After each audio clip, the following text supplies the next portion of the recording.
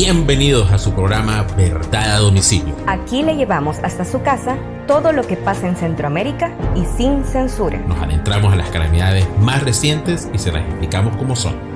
Pero tampoco queremos que se pase con lo malo. Así que también les vamos a contar lo que se está haciendo para salir adelante. Empezamos. El dinero alcanza cuando nadie roba. ¿Se imaginan todo lo que pudiéramos hacer con todo el dinero robado?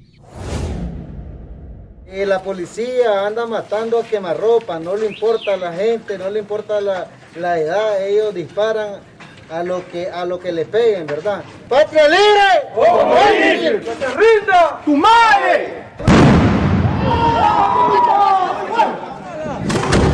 ¡Bien, hombre! ¡Tirale!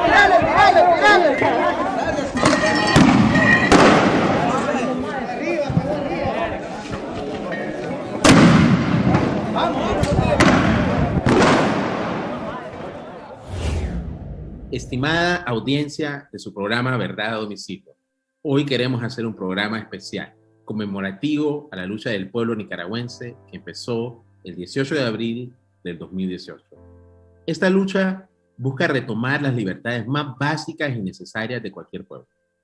Se cumplen 3 años del inicio de las protestas que hicieron estallar el termómetro social en Nicaragua. Todo comenzó con un incendio que devoró más de 5.000 hectáreas de la Reserva Natural Indio Maíz, uno de los pulmones de Centroamérica, y con un reclamo contra reformas al sistema de seguridad social. Ambos eventos desembocaron en fuertes manifestaciones contra el gobierno de Daniel Ortega.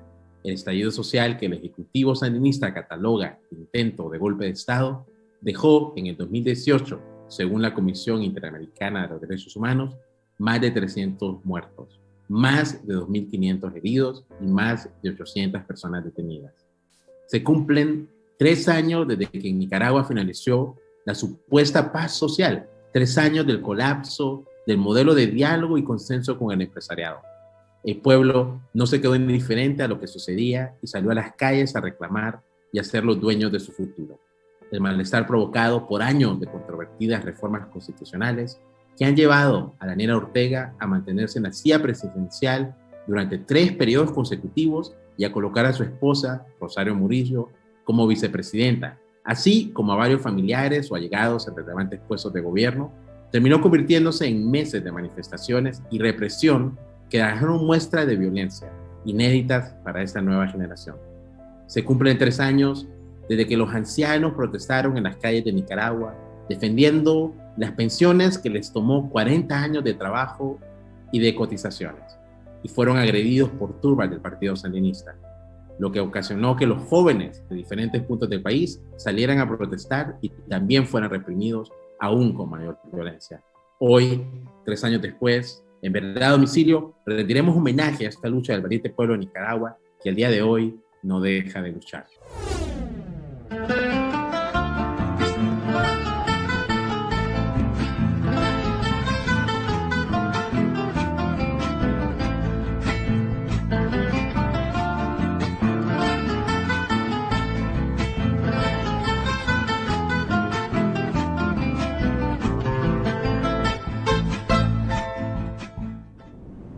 Comenzamos con la invitada Pinolera desde Nicaragua. Pinolera, contanos, ¿qué estaba pasando en Nicaragua antes del 18 de abril de 2018? Ponernos en contexto.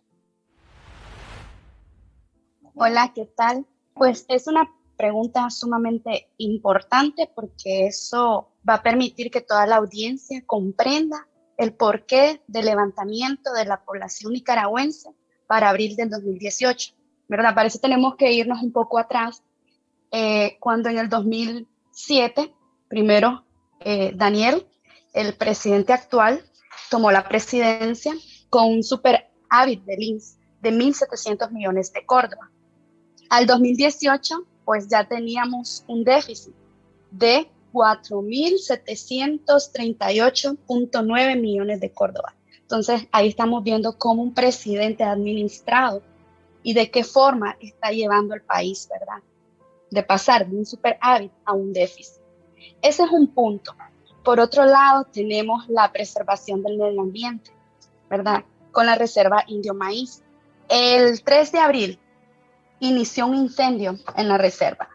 Este incendio fue notificado a las autoridades del gobierno en la madrugada del 4 de abril. No hicieron nada, simplemente ignoraron esta alerta que se había emitido. Hasta 4 días después, estamos viendo que de pronto desatan una alerta amarilla. Esta alerta amarilla no fue por voluntad propia, sino porque un grupo de jóvenes ambientalistas hicieron 2 plantones en AUCA, ¿verdad? Fue hasta entonces que ellos comenzaron a reaccionar, cuando ya se conocía a nivel nacional e internacional esta parte. Se dio 4 días después la reacción del gobierno. Los organismos ambientales también por esa parte informaron que si se hubiera reaccionado dentro de las 72 horas, el incendio no hubiera alcanzado la magnitud que alcanzó. Estamos hablando que reaccionaron 4 días después, lo que permitió que se quemaran más de 5.500 hectáreas de flora y fauna del pulmón, no solamente de Nicaragua, sino de la región centroamericana. En esta parte también vimos una debilidad de parte del gobierno, donde no había un plan de contingencia para este tipo de catástrofe. No existía un sistema de monitoreo de incendios, no había la capacidad de respuesta ante estos siniestros, no tenía un material adecuado más que agua para reaccionar.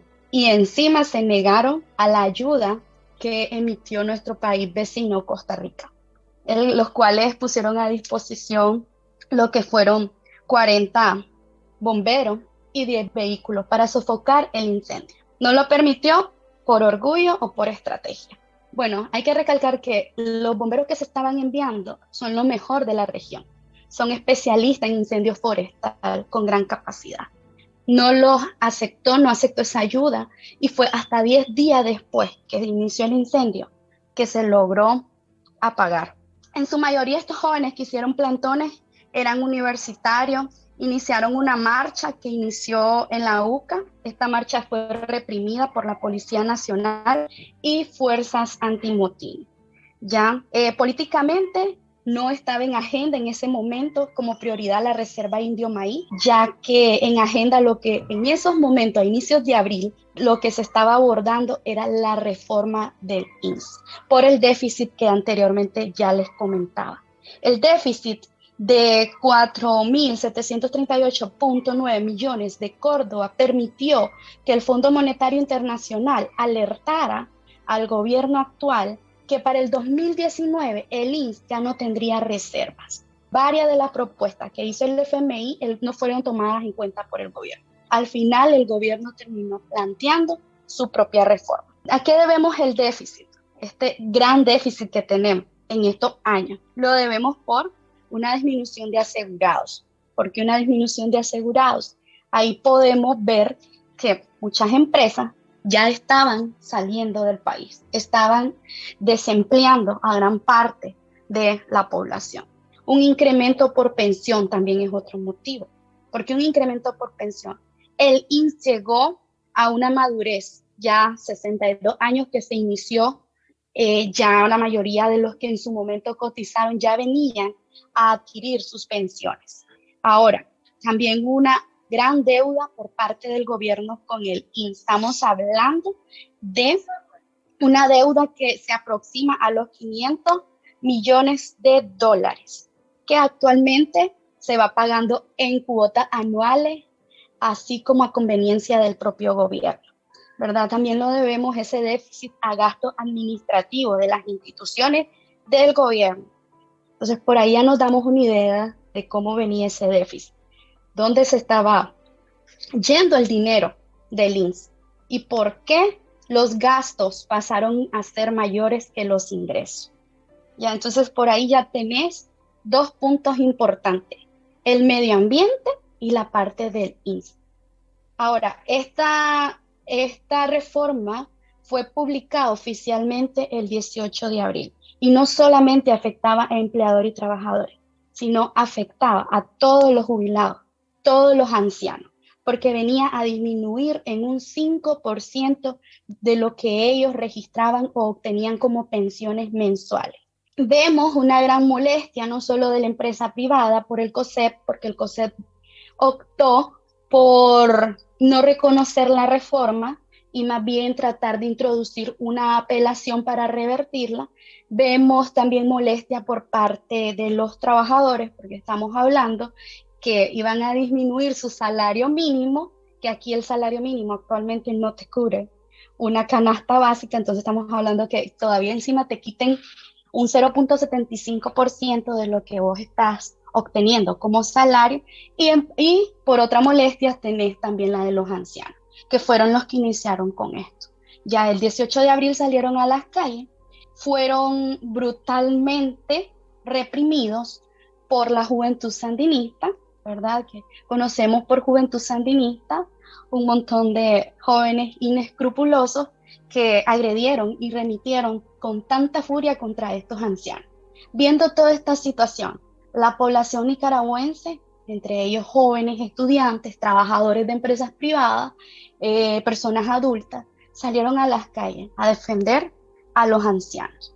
Ahí ya comenzamos a ver en León manifestaciones de los miembros de la coalición opositora. También comenzamos a ver activistas feministas y estudiantes frente a las instituciones del INS en León, ¿verdad? También justo donde se hacía una manifestación, justo el gobierno ponía lo que era una marcha o algo a favor de la reforma. Esto era para ocasionar enfrentamientos, donde la desventaja la tenía siempre la población, porque vemos a una Policía Nacional a favor de la juventud sandinista, a favor de este gobierno, ¿verdad? En vez de velar por la seguridad tanto de ancianos como jóvenes universitarios. En Managua también tuvimos ese mismo 18 de abril a los ancianos por acá manifestándose y jóvenes sandinistas, jóvenes en teoría, ¿verdad? Sandinistas, enfrentándolos y agrediéndolo. Entonces, desde ahí ya vemos cómo se va originando esta parte de la agresión. Ya el 19 de abril ya esta protesta se extendió para varios departamentos, ya León, Managua, Masaya, Huaco, Carazo, Estelí y Rivas. Pinolera, gracias por ponernos en contexto. Suena como que hubo dos grandes detonantes de esta crisis política. Pero me llama mucho la atención, número uno, los jóvenes que salen indignados por cómo se estaba tratando a los ancianos en Nicaragua, a los ancianos cuyas pensiones iban a ser recortadas después de 40 años de trabajo. Y quisiera que nos conté el caso de Álvaro Conrado, cómo fue y cómo lo sentiste vos a nivel personal. ¿Qué sentiste cuando viste esto que había ocurrido con el joven Álvaro? Esto que sucedió con Álvaro Conrado fue algo que conmocionó a todo el país, saber esas imágenes de un niño con gran dolor diciendo que le costaba respirar, o sea, y esas imágenes anduvieron circulando por todas partes, ¿verdad? Un niño de 15 años, estudiante de secundaria del Colegio Loyola, que solo quería dar agua, que solo quería aportar en esta causa a todos esos jóvenes que andaban defendiendo sus derechos, ¿verdad? Entonces, apartando esto, vemos que recibió el disparo por parte de un francotirador con un arma que solo hace uso el gobierno, lo traslada a un hospital, ¿verdad? Y en el hospital le niegan la atención médica. Le niegan la atención médica simplemente por el hecho de andar en las protestas, porque todos los hospitales estuvieron conectados y tuvieron dirección directa por parte del gobierno a quién podían atender y a quién no. Cuando este niño llegó a este hospital, le negaron la atención médica cuando se pudo todavía hacer algo por su vida. Al negarle la atención médica lo trasladaron a otro hospital donde ya era demasiado tarde. Entonces estamos viendo un disparo y después la negación de una atención médica, que es un derecho de todos los nicaragüenses. Entonces por esa parte es algo que conmueve a toda la población y nos llena de ira y de molestia. ¿Cómo te sentiste vos, Pinolera, al ver esta historia de Álvaro? O sea, yo me sentí en un país totalmente inseguro, donde no sabías en qué momento te podías esperar un disparo por parte de la Policía Nacional. Cuando yo tengo primos de esa edad que estaban en secundaria, igual que Alvarito Conrado. Entonces todo esto nos llenó de inseguridad e incertidumbre a toda la familia nicaragüense. Pinolera, gracias por ponernos en contexto. Ahora vamos a Huehue.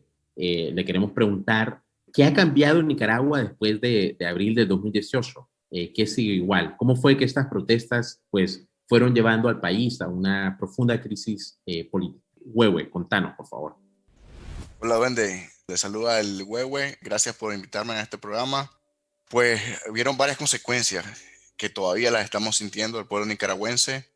Voy a mencionar algunas, así a gran escala. Por ejemplo, la crisis migratoria que tuvimos. Miles de nicaragüenses salieron hacia la frontera más próxima, Costa Rica, y metieron solicitudes de asilo. Casi colapsa el sistema migratorio costarricense. No hicieron una alerta migratoria para no afectar la parte turística, los ingresos turísticos, pero realmente hubieron días que llegaron a tener hasta 8,000 solicitudes de refugio o de asilo en el periodo 2018-2019. Esa es una muestra de cómo estuvo la situación de grave, cómo la gente huyó por miedo y después las consecuencias pues, que hubo en prácticamente fue una mini guerra civil que existió.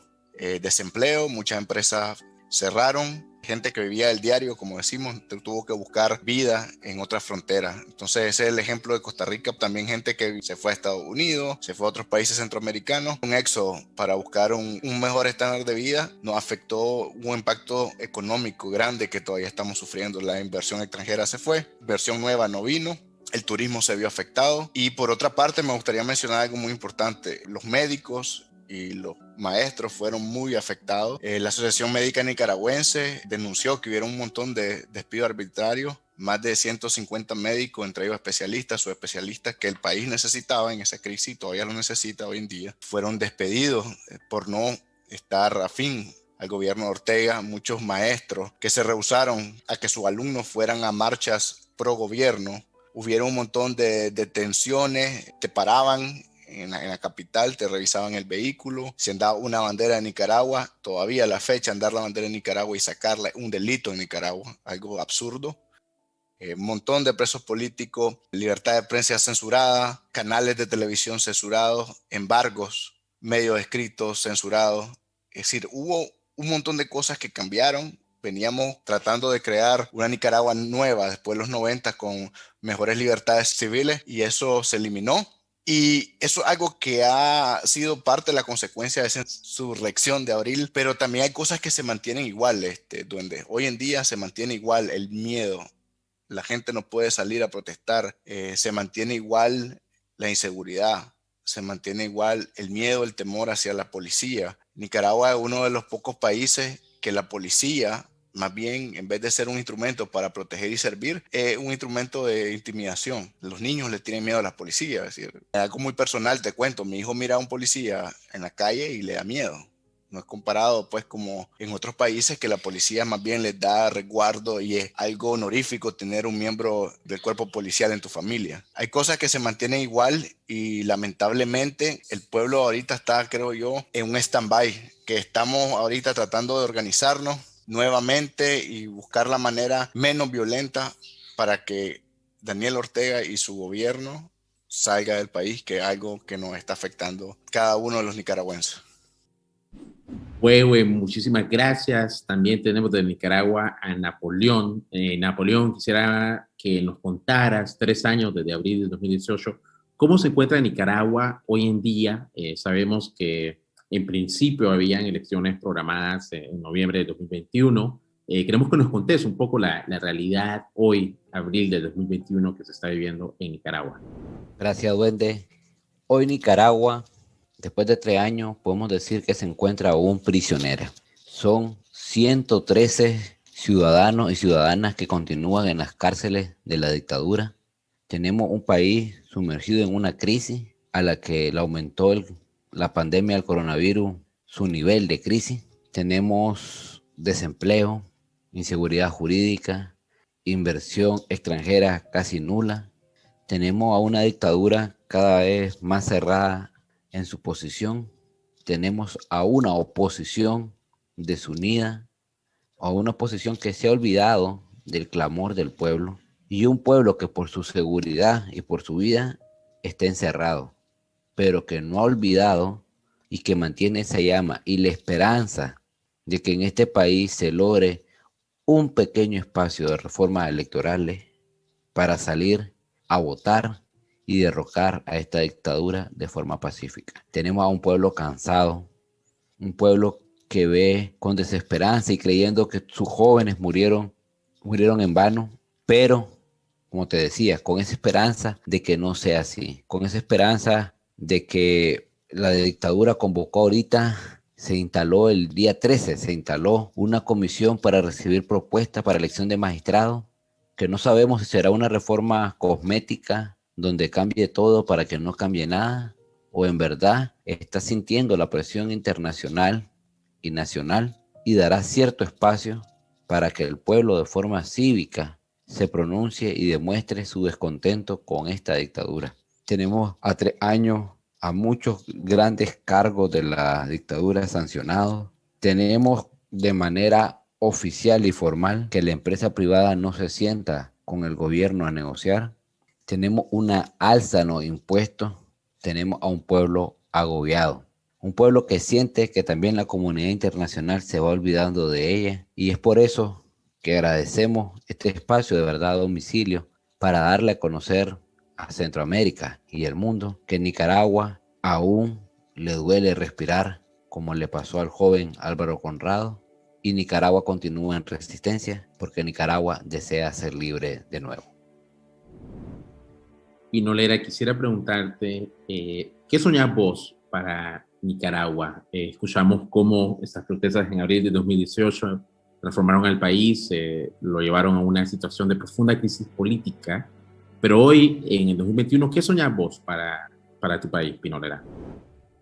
Creo que mi sueño es el sueño de todos los nicaragüenses. Lo que soñamos en este 2021 es un país con libertad de expresión, un país donde previo a las elecciones en noviembre, elecciones presidenciales, podamos participar abiertamente en cualquier campaña política, expresar nuestras preferencias e ideologías políticas abiertamente y que se puedan elegir al nuevo presidente con todas las condiciones necesarias, sin presos políticos, con todas las condiciones necesarias, como que dejen que las candidaturas se lleven a cabo, que dejen que los presidentes realicen su campaña, que entren observadores internacionales el día y previo a las elecciones. Ese es el sueño que tenemos todos los nicaragüenses para este año.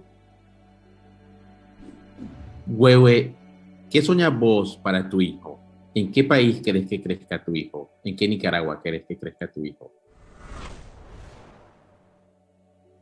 Bueno, en una Nicaragua que tenga lo básico, tenga libertades civiles, que hayan médicos para que lo atiendan si está enfermo, que haya un maestro que pueda enseñarle en la escuela. Una Nicaragua en donde pueda votar libremente, en donde pueda decidir qué quiere ser, que pueda ser aceptado en una carrera universitaria sin necesidad de un carnet o una afiliación política. Sueño una Nicaragua que haya seguridad, que yo como padre mire que él sale y él va a regresar a su casa. Creo que esa es una Nicaragua que sueño, una Nicaragua con seguridad, con libertad y progreso, porque el progreso va a venir luego que tengamos lo básico, que haya trabajo, que haya estabilidad social y económica, va a venir inversión. El pueblo nicaragüense es un pueblo muy trabajador, muy preparado, que siempre queremos salir adelante. Entonces, no dudo que el progreso va a venir, va a caer por su propio peso.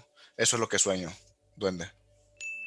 Napoleón, ¿qué le querés pedir a nuestra audiencia en Centroamérica, en América Latina? ¿Cómo podemos apoyar al pueblo nicaragüense? ¿Qué le pedís en este 2021 a la comunidad internacional? Una mayor presión a Ortega, que no seamos indiferentes a lo que sufre el pueblo de Nicaragua, ya que lo que sucede en Nicaragua nos va a afectar a todos. Sus gobernantes podrán copiar el modelo de Ortega o, debido al estancamiento del país, que sigamos emigrando y nos sumemos a los venezolanos, a ser ese otro ciudadano en tu país, en Costa Rica, en Guatemala, que llega con necesidad y con deseo de superarse. Les pido que este programa sea compartido por ustedes, que no se olviden de Nicaragua y desde un tweet, un comentario o la presión que puedan hacerle a sus gobernantes para que presionen a este dictador, lo hagan, porque en serio en Nicaragua lo necesitamos. Muchísimas gracias a Pinolera, a Huehue, a Napoleón, que nos acompañan desde Nicaragua. Desde verdad a domicilio les pedimos no olvidar la lucha del pueblo nicaragüense. Les pedimos seguir soñando en una mejor Centroamérica, seguir luchando y presionando para que salga la dictadura de Nicaragua. Y les invitamos a seguir soñando no solo en una mejor Nicaragua, sino en una mejor Centroamérica. Gracias por escucharnos y nos encontraremos en una siguiente edición de su programa Verdad a Domicilio. Muchas gracias por acompañarnos en esta transmisión. No se pierda nuestro próximo programa y siga soñando con nosotros en los países que queremos tener. Hasta entonces, les deseamos fuerza, unión y rebeldía. Hoy, con más claridad que nunca, les pido, les suplico, ¿y si nos unimos?